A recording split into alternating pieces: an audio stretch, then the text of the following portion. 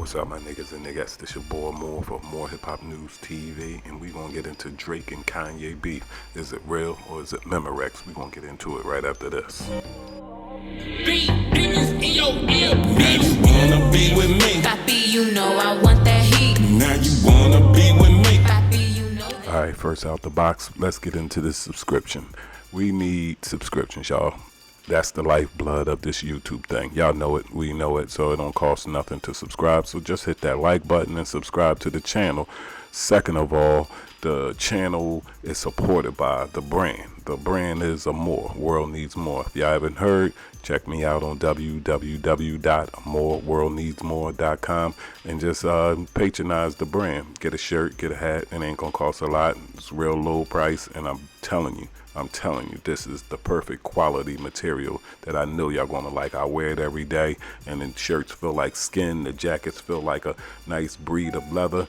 Just check us out and give us y'all feedback on the channel. All right, we're gonna get into this next with this Drake and Kanye beef, which it's really starting to brew to be something which it really wasn't in the beginning, but now it's definitely a real thing, because in the beginning Drake always said how he idolized Kanye and everything was sweet and everything was roses, but then they started to have some slight little disses here and there where Drake would say things about Kanye and Kanye would say things about Drake, but then the thing took a turn for the worse when Drake went on the LeBron show and started telling us about how Kanye invited him over. Well, I'm just gonna let the program play it out for yourself. Kanye tweeted he was in the studio with you. He's cool with Pusha. Like, did you take that as a big challenge? It was, challenge is a good word for it, I guess. I mean, I ended up linking with Yake, and he, sold me on this whole speech of like, I'm in a great place, I'm making money, and I'm a father, and I want to, be Quincy Jones and help you. But in order to do that, you've got to be transparent with me, and you got to play me your music, and you got to tell me when you're dropping, and I know you don't like to do things like that. And so, I was in the studio. I guess, we all kind of felt a genuine vibe from it. So I played him my music, and I told him when I was dropping. How much of Scorpion did you have done by then? Maybe like 60% or so. Got it. And then from there it was all good, he played me like this. He played you a beat, right? He played me Lift Yourself, and he was like, yo, you can have this if you want. And I was hype. I started writing to it, and then he was like, yo, you got to come to Wyoming. So Wyoming happened, and 40 went to Wyoming early. And he was like, man, I'm here a day early, man. Something's off. He's like, felt it? 40 said that. Yeah, he's like, this guy's working on an album, man. And I was like, for real? Because he hadn't announced it yet. He just told me he wanted to work on, he just told me he wanted to give me beats, and he said he wasn't dropping till like October, November, or something like that. And I'm like, it's all good. Let's just go and let's see what it's about. So I went and, ended up pretty much spending majority of my time working on his music, like just trying to cook up ideas for him, Writing raps for him, in other words. Yeah, I mean, whatever. Just trying to lend a helping hand, cook up. Listen, I don't knock anybody. Music is a creative experience that should be shared. But anyway, I was out there and I spent all my time pretty much working on his stuff. And again, I left Wyoming and I was like, okay, well, we left with Lift Yourself and like a pat on the back, so it's like, all right. It's all good. Well, I guess, yeah, sure. I'll try and make the most of this, and hopefully he sends some other things through. By the way, I'm in Wyoming. I play him March 14th. I send him a picture of my son. Oh my God. I tell him I'm having trouble with my son's mother. We had a conversation. I shared my... So I wake up, and all these dates are out, one by one, all around June 15th, by the way. Correct. One's May 31st, one's June, whatever. First, second, June, this, June. Then the next 2 days, whatever, I wake up now to this text from him, passive, sends me something I did. Yo, I love you, brother. Lift Yourself comes out with him just talking nonsense. I'm like, oh, Scooby poop that route, bro. Oh, this guy's trolling. Yeah. This guy's trolling me. Yeah, this was like a manipulative, I want to break you thing. So I said, all right, I'm going to go back to distancing myself again. I know what this is. And Then the first album drops. And of course, there's this song, Towards Me, that you produced, that's talking about writing. Yeah. Oh, yeah. And I'm writing for you. I was just there with you as friends, helping you, and now you're dissing me.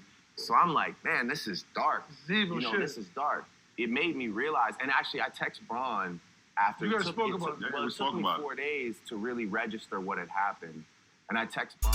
All right, just in that video alone, we see what Drake is talking about, and look at this post here. It seemed like Yeezy is doing a lot of throwing rocks and hiding his hands after he's doing things and looking for apology.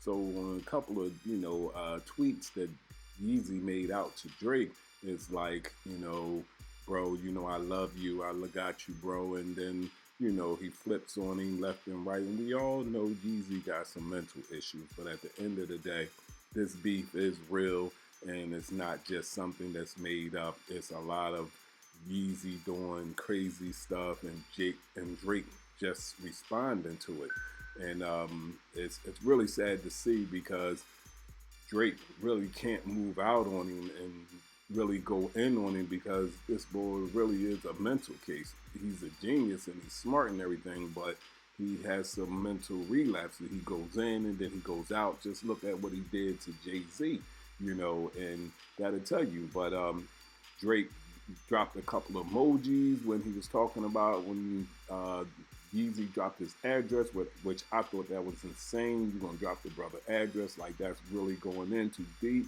But then a lot of stuff happened with Pusha T with Drake that Yeezy incited. It's a lot of going back and forth, and then Yeezy looking for apology from Drake when Drake hit a couple of lines on the song talking about the sneakers where he's calling them whack and stuff of that nature. So it's a lot of going back and forth with these guys, and it's really entertaining at the end of the day for me, because we got two of the biggest rappers in the world right now, and they're competing for the hip-hop community attention. At the end of the day, these guys really ain't gonna do nothing to each other. They two multi-millionaires, and they got 2 albums coming out, so they kicking up a lot of dust, a lot of smoke, where there's really some animosity with each other, but they're really not gonna move out in any fashion like a couple of other street rappers would have done in the past. So, at the end of the day, y'all just hit me in the comments and let me know what y'all think about this whole situation. Is it fake? Is it made up?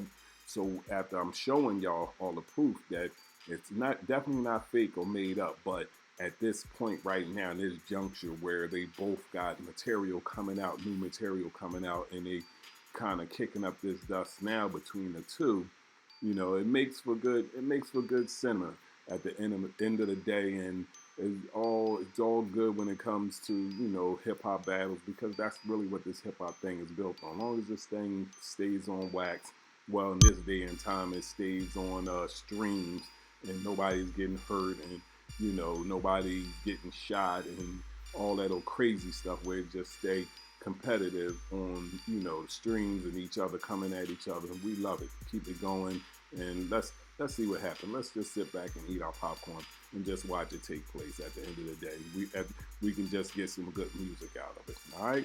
So y'all hit me in the comments, and don't forget to subscribe to the channel, because that's the lifeblood of this YouTube thing. Y'all know it, I know it, and all we just trying to do is get to 1,000 right now at this point. So if y'all can help a brother out and just continue to subscribe to the channel and hit that like button and share, all right? All that stuff hits the algorithm for this YouTube thing, and I appreciate y'all.